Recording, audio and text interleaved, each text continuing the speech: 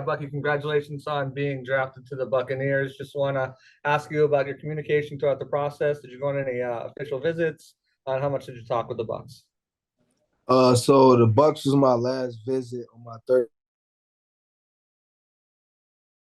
visit. That was pretty much my last one. I got down there. I love the people. I love the running back coach. I love the GM, head coach. I mean, pretty much I felt the energy in the building. It was great. And when I left, I was just calling like my close friends back at home, like telling them, like telling my running back coach, Coach Locke, like I felt the energy in there. I loved the people in there, and it was that.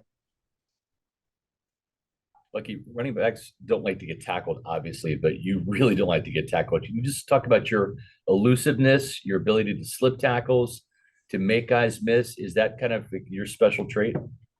Yeah, I pretty much say I'm a smaller guy, so I always have people talking about my size. So I pretty much always have a chip on my shoulder, and I go about in my religion. I don't let the first man bring me down. That's just the mindset I got when I got the ball in my hand, and I'm also trying to always make the crowd go crazy. So I'm trying to make somebody miss every time I got the ball in my hand. So You had some really impressive yards after contact. And some of the naysayers say, well, it's a lot harder to do that or run between the tackles, when you aren't this really big, imposing guy. How do you kind of counter that at the next level? I mean, I've been doubted my whole life, pretty much saying I'm too small. So I pretty much just gotta put my head down, work, and whoever wasn't here with me from the start, they're just gonna have to find out. And who are some of your inspirations? Uh, I like Barry Sanders, Jameer Gibbs, Devin Singletary, Alvin Kamara. I like all small backs because they motivate me when they do it at a high level, from transferring from college to the National Football League. I always just see guys and their game pretty much translate to the NFL pretty much, as long as you just be yourself. The Buccaneers had a small back in the day that was kind of legendary with Tampa Bay and also Atlanta. Warwick Dunn. Are you familiar with him at all? Yeah, I watched his game a lot, man. I told you I'm up on all the small backs. They motivate me a lot. Ward Dunn was like 175. I think I probably got him beat on the size with like 195. So I think I'll be fine. Bucky, you had 56 catches last year. That's the most in the FBS. How much have you worked on your hands, and how valuable is that for you coming to this next level? I pretty much work on my hands every day. I'm out working out each and every day, just trying to improve my game. But I pretty much think that the NFL is changing where backs on have to be able to catch the ball out of the backfield and do different things to pretty much help the team win. So I'm pretty much down with all, whether it's special teams, the ball in my hands. I'm just willing to sacrifice to help the team win. So. Bucky, going off of that, congratulations first and foremost. Second, you have some experience in the returning game, given the increased importance this year, especially. Are you open to kind of being a kick returner, serving that role? I mean, I'm open to whatever. As long as the team winning, I'm willing to do whatever. What was that phone call like for you? It was pretty. It was pretty. It ain't hit me until like I was kind of nervous sliding it over. I'm like, then I finally clicked on it, but just it was emotional, just something you work for your whole life, and then also just seeing other guys getting picked in front of you, you pretty much got a chip on your shoulder. So pretty much all the teams that passed up on me and picked other guys, they gonna find out. You're gonna remember those names and use them to motivate you. Oh yeah, for sure. I already got them in my head. The Buccaneers place a big focus on culture, character, leadership. What kind of qualities do you bring to the locker room? I'm a guy that people want to be around. I'm gonna always be myself. I'm never gonna change. I'm a guy that want to build relationships. I'm a guy that want to kick it outside of football because I know that's where we spend most of our time at. I want to be a guy that come in, not a cocky guy. I want to be able to learn from the guys in the room that been in the league and had experience in there. So I'm a guy that's willing to come in and learn from the older guys. Also be around them, kind of mentor their brain or how to be successful in the National Football League. So. You talk about having a chip on your shoulder. I believe you're from the south side of Chicago. My grandfather's from there too, by the way. It seems to kind of be some of the folks from there. It's kind of an identity. Can you just speak to how maybe that influenced you throughout your life?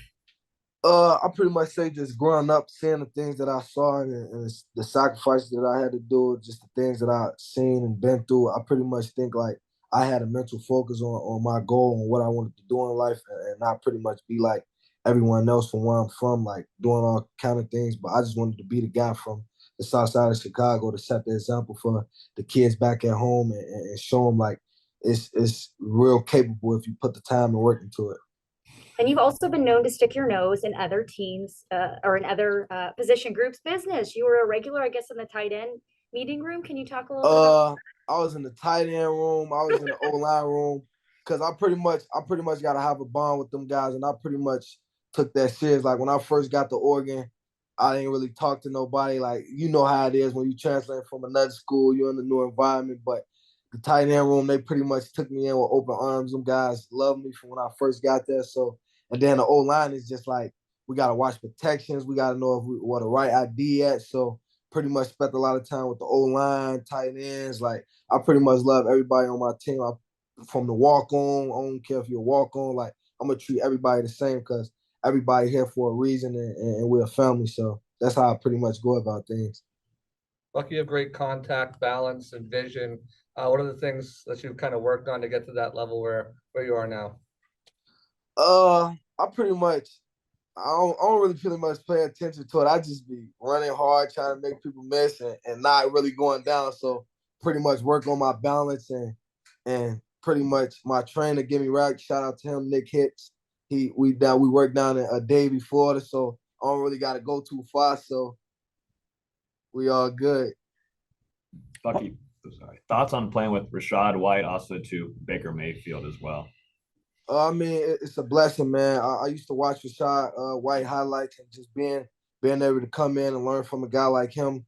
I think it'd be great for me to just pick his brain on how he translated from college to the NFL. So I'm trying to win football games. I'm trying to be that dynamic 1-2 punch, and let's get it rolling. Okay, when you were at Oregon, did you have a fair amount of interaction with Jordan Somerville your first year there with the Ducks? Yeah, Okay, yeah, he's down here now. Just wondering. I know that. I seen him on my visit. It was great seeing him. Thank you. Bucky, if you had a message to give to the Bucs crew out there watching this, what would you say to them? You got a guy that's coming in that's gonna work hard and want to win. Congratulations. Congratulations. Congratulations. Appreciate y'all. We'll take Enjoy a your few day. more from James. So if you guys want to stick around for that. Okay. Okay, just two questions for you. It's James from the Oregonian. Congratulations. On a football perspective, man, what did spending 2 years here at Oregon do for you and put you in this position compared to a year in a different kind of offense in Minnesota that was a lot more, 3 tight end and running between the tackles? I'll probably say Oregon pretty much changed my life, man. They put me in an offense where I can showcase my talents at a high level, being able to do versatile things in the offense to help the team win games. So Oregon has been the people there, took me in with open arms. I love everyone there. Just a chill place to be at. And I'm rooting for them guys for life, and I'm a Duck for life. So I wouldn't trade what I did as far as going in the portal and making my decision to go to Oregon. God had his hands on me. He knew what was in store for me. So, And on a human level, Bucky, your family's been through a lot. You've been through a lot. How much, even in the last hour, have you thought of your brother, your father, and just what life has had in store for you? And you're now headed where you're headed. I mean, I carry them with me every day, man. It's just a blessing where I come from. Just thinking about the loved ones that I lost, I carry them with a chip on my shoulder each and every day. I know they smiling down on me, and they real excited right now. So I'm gonna just keep going hard for them each and every day and the opportunity that I get. Thank you. Appreciate you. Okay. Thanks, guys.